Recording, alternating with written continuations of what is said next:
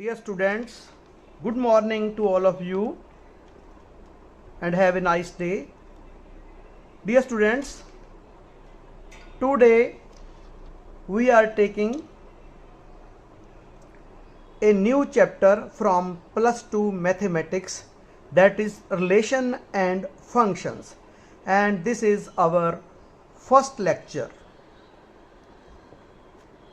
प्यारे बच्चों, सबसे पहले तो हम यहाँ पे सेट की डेफिनेशन लिखेंगे। क्योंकि कुछ कंसेप्ट ऐसे होंगे जो हमने प्लस 1 में पढ़े थे, लेकिन अब हमें वो दोबारा रिवाइज करने पड़ेंगे क्योंकि उनकी ज़रूरत हमें पड़ेगी रिलेशंस एंड फंक्शंस के लिए। इसलिए हम जिस कंसेप्ट की भी यहाँ पे ज़रूरत होगी वो साइड बाय साइड हम एक्सप्लेन करते जाएंगे जो प्लस 1 में से होगा। और फर्स्ट ऑफ ऑल हम ले रहे हैं जो वो है definition of a set. Dear students, a set is a collection of well defined distinct objects. प्यारे बच्चों, अगर हमारे पास कोई कलेक्शन हो, कलेक्शन ऑफ ऑब्जेक्ट और उसके सभी एलिमेंट वेल डिफाइंड हों, एंड डिस्टिंक्ट भी हों, and all are distinct, then that collection is called a set. उस कलेक्शन को हम क्या कहेंगे? सेट कहेंगे।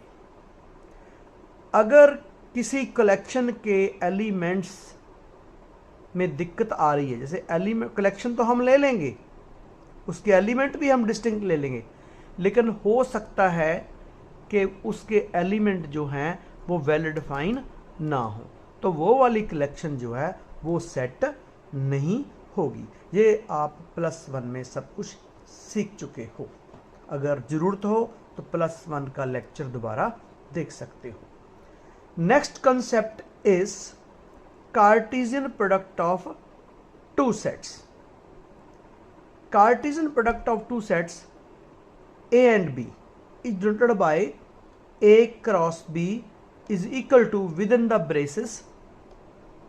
braces, this is set notation, the set of ordered pairs x comma y where x belongs to A and y belongs to B, that is x belongs to the first set and y belongs to the second set। ये हमारी हो जाएगी definition of Cartesian product of two sets. इसको ये जो लिखा हुआ है हमें, this is in the set builder form of A cross B। हम अब इसको टेबुलेशन फॉर्म में लिखने की कोशिश करते हैं with the help of an example. If A is a set containing two element 1, 2 and B is a set containing two elements 2, 3, then A cross B, that is the Cartesian product of two sets A and B is equal to, हमने पहले A as a set लिख दिया, cross B as a set लिख दिया। अब कैसे लिखते हैं?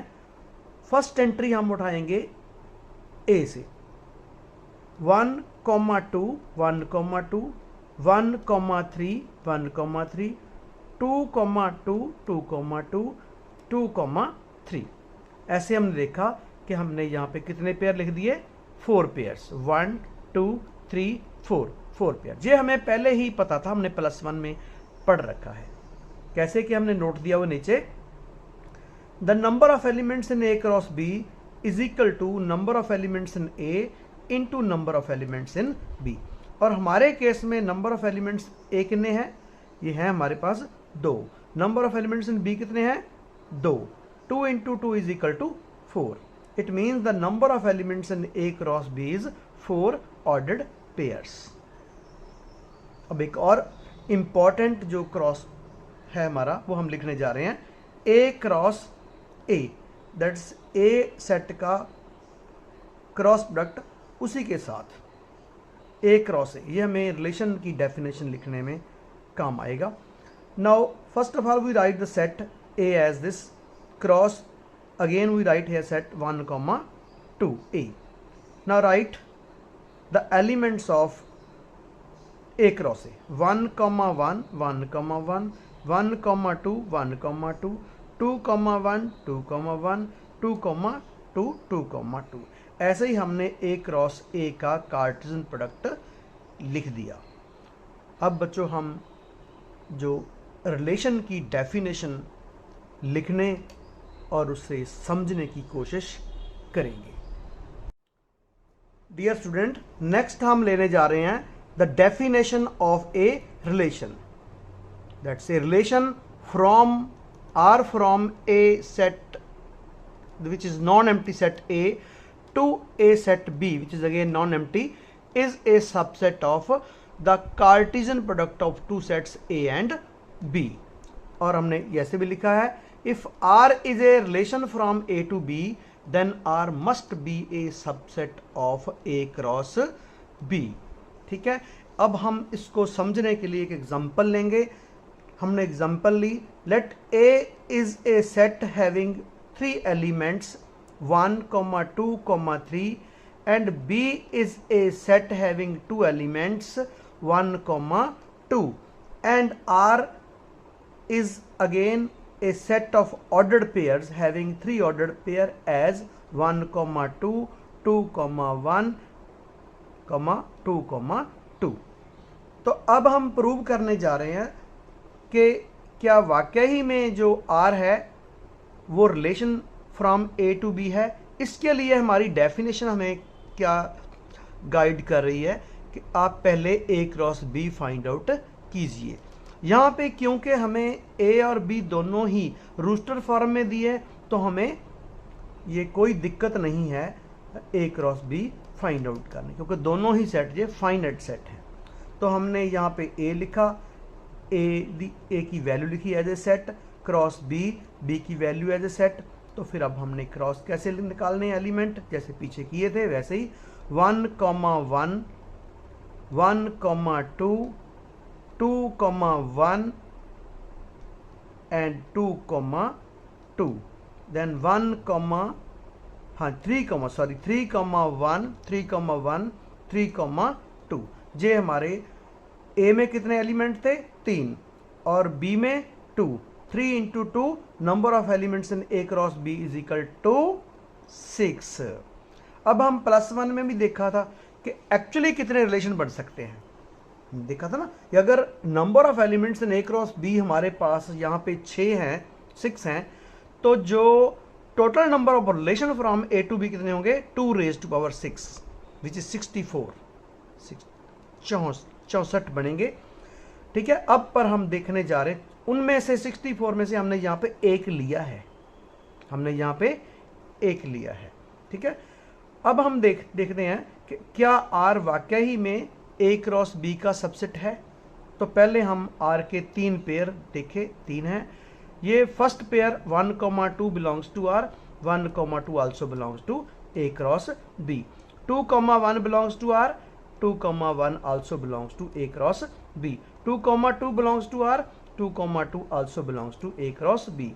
Since all the ordered pairs of R also lies in A cross B, therefore R is a subset of A cross B, therefore by definition R is a relation from A to B। ठीक है, अगर ये relation है तो फिर इसकी हम क्या लिखेंगे, डोमेन ऑफ आर लिखेंगे। डोमेन ऑफ आर में क्या होता है कि जो रिलेशन के सभी पेयर्स हैं उनकी first entry means value of x. तो हमारे पास कितने पेयर्स हैं वहां पे आर में 3, ये इसकी फर्स्ट एंट्री क्या है 1 हमने यहां पे लिख दिया। सेकेंड एलिमेंट कौन सा है 2, 1, इसकी फर्स्ट वैल्यू ऑफ एक्स क्या है 2 यहां पे लिख दिया। थर्ड क्या है एलिमेंट इसका 2, 2, इसका x क्या है 2, वो हम पहले ही लिख चुके हैं। ये हमारे पास डोमेन ऑफ आर में ओनली 2 एंट्रीज हैं हमारे पास 1, that is set containing 2 elements. which is clearly a subset of A because A contains 3 elements 1 2 3। ये इक्वल भी हो सकता था, ठीक है। अब हमने लिखनी है रेंज। रेंज ऑफ आर क्या होती है स्टूडेंट्स? जितने भी वहाँ पे आर में ऑर्डर्ड पेयर हैं उनके जो है second entries of the pair, ordered pair, that's why, सभी वाइज लिखेंगे। इसका 1, 2 belongs to R, 2 is our second element, here हमने 2 लिख दिया। 2, 1 बिलोंग्स टू आर, यहाँ पे y की वैल्यू 2 है, हमने 1 है 1 लिख दी। यहाँ पे 2, 2 बिलोंग्स टू आर, यहाँ पे y की वैल्यू 2 है, हमने 2 पहले ही लिख रखा है। ये क्या है एक्चुअली, ये हमारा b जो रेंज ऑफ आर है, ये भी b की जो सेकंड सेट है उसकी सबसेट होगा। लेकिन हमारे केस में क्या है, ये एक्चुअली ये इक्वल टू b है, is equal to the codomain of R. b को बोलते हैं कोड मेन ऑफ आर, ठीक है बच्चों। अच्छा, अगर एक और बात समझने वाली यहाँ पे है कि अगर आर की एक भी एंट्री ए क्रॉस बी में नहीं होती तो हम क्या लिखते? R is not a subset of A cross B, therefore R is not a relation from A to B. अब हम आगे इसका नेक्स्ट पार्ट देखेंगे। डियर स्टूडेंट्स, अब हम टाइप्स ऑफ रिलेशंस के बारे में बात करेंगे। टाइप 1 जो हम डिस्कस करने जा रहे हैं, दैट इज वॉइड और empty relation. A relation R in a set A is called an empty और void relation if no element of A is related to any element of A, that is R is equal to here phi is a subset of A cross A। बच्चों हम पहले ही जानते हैं कि phi is a subset of every set। अब हमारे set case में क्या है, phi is now a relation, empty relation, and it is actually a set। phi is a set and it's empty set and it's a relation।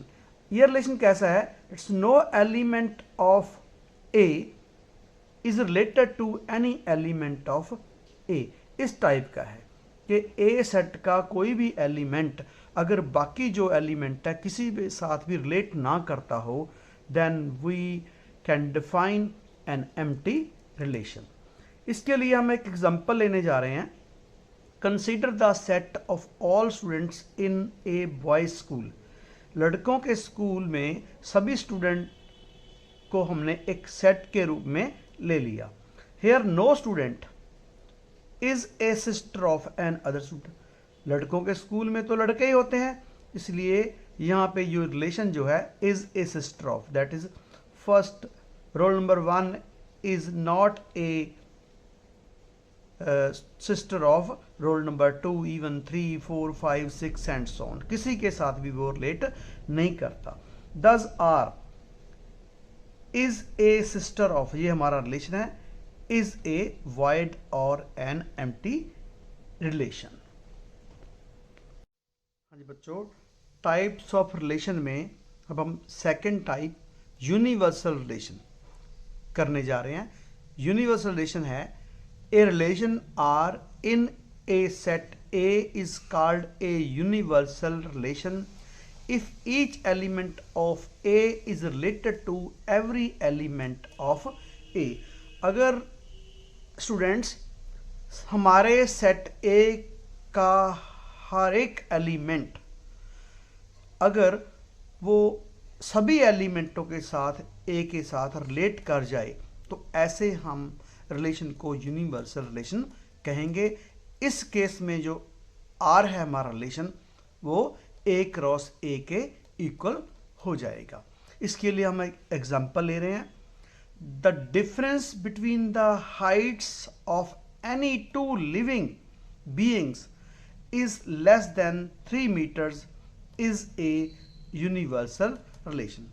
बच्चों जो objectivity के लिए भी बहुत अच्छी एग्जांपल है, हमें पूछा जा सकता है पेपर में। तो कहता है कि अगर हम एक ए ऐसा सेट लें जिसमें सभी लिविंग बीइंग हों that is a is a set of all living human beings on the universe, on the earth, ऐसा बोल सकते हैं। तो अगर किसी भी दो, मान लो एक एक्स लिया फर्स्ट ह्यूमन बीइंग, वाई लिया सेकेंड ह्यूमन, तो उनकी हाइट ली, हाइट का डिफरेंस जो है वो श्योर है कि वो लेस देन 3 मीटर्स होगा, क्योंकि धरती पे ऐसे कोई दो आदमी नहीं है जिनकी हाइट का डिफरेंस जो है 3 मीटर से ज़्यादा हो। इसलिए जो हमारा x, y है वो r को बिलोंग कर जाएगा for all x, y।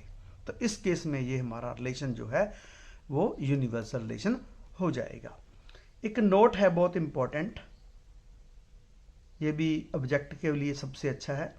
Both empty and universal relations are called trivial relations. ये जो है हमारे एम्प्टी और universal relations, these are called trivial relation. Trivial relation के बारे में हम पहले +1 के चैप्टर में बात कर चुके हैं। Dear students, types of relation में अब हम टाइप 3 आइडेंटिटी रिलेशन करने जा रहे हैं। The relation I A is equal to within the curly brackets order pair x, x so that x belongs to a is called an identity relation on A. इस type के relation को हम identity relation कहें। कैसा है ये कि ए के सभी एलिमेंट, अगर x बिलोंग्स टू ए है तो x, x टाइप के सभी एलिमेंट जो ओ आई हमारे रिलेशन में हों तो then I A is called an identity relation on A. इसके लिए हम एक एग्जांपल ले रहे हैं। Let A is equal to a set containing 3 element 1, 2, 3, then the identity relation on A is given by, because 1 belongs to A, therefore 1, 1 belongs to IA, because if here x is equal to 1 belongs to A, then 1, 1 belongs to IA. Now if 2 belongs to A, 2 belongs to A, then 2, 2 belongs to IA. Now if 3 belongs to A, then 3, 3 belongs to IA, that is 3, 3 belongs to IA, and this is an identity relation on A. Dear students, types of relation में अब हम 4th type inverse relation करने जा रहे हैं। Let R be a relation from a set A to set B, then the inverse of R denoted by R inverse, that is R raised to power -1, is relation from B to A and is defined as R raised to power -1, that's R inverse is equal to ordered pair of the form B, A so that A, B belongs to R। बच्चों यहाँ पर देख रहे हैं हम कि अगर A, B R को बिलोंग करता है तो B, A जो है वो R इनवर्स को बिलोंग करेगा। ये हमारी है R इनवर्स की जो इनवर्स रिलेशन की डेफिनेशन। अब हम इसको समझने के लिए एक एग्जांपल लेने जा रहे हैं।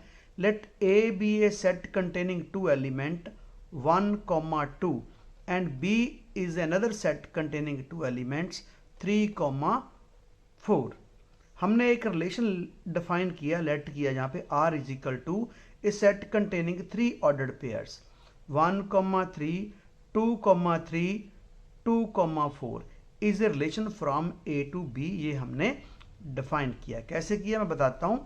क्योंकि यहाँ पे हमारे पास A में जो नंबर ऑफ एलिमेंट्स हैं वो हैं 2, B में नंबर ऑफ एलिमेंट्स कितने हैं 2, therefore number of elements in A cross B is equal to 2 into 2, that is 4। It means number of elements in A cross B कितने हो जाएंगे 4 हो जाएंगे, 4 ordered pairs हो जाएंगे। तो total number of relations from A to B is equal to 2 raised to power number of elements in A cross B, that's 4। 2 raised to power 4 means 16। हम from A to B 16 relation form कर सकते हैं। 16 में से हमने एक are यहाँ पे लिखा है उसका हम अब इनवर्स लिखने जा रहे हैं। Then if R is a relation from A to B then R inverse is equal to, बच्चों अगर हमारा 1,3 आर को बिलोंग कर रहा है, 1,3 आर को बिलोंग कर रहा है तो 3,1 आर इनवर्स को बिलोंग करेगा। दूसरा अगर 2,3 हमारा आर को बिलोंग कर रहा है तो 3,2 आर इनवर्स को बिलोंग करेगा। ऐसे ही 2,4 अगर आर को बिलोंग कर रहा है तो हमारा 4,2 आर इनवर्स को बिलोंग करेगा। ऐसे हम आर इनवर्स में हमारे पास 3 ऑर्डर्ड पेयर आ चुके हैं। This is that's R inverse having 3 ordered pair as 3,1, 3,2, 4,2 is an inverse relation from A to B। अब हम इसकी डोमेन भी लिख सकते हैं, रेंज भी लिख सकते हैं, कोडोमेन भी हम लिख सकते हैं, वो हम क्वेश्चंस में करेंगे।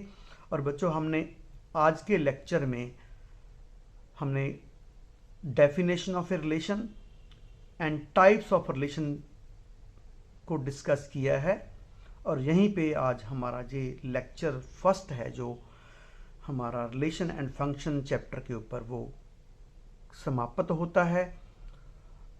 आपका सुनने के लिए, देखने के लिए बहुत बहुत धन्यवाद।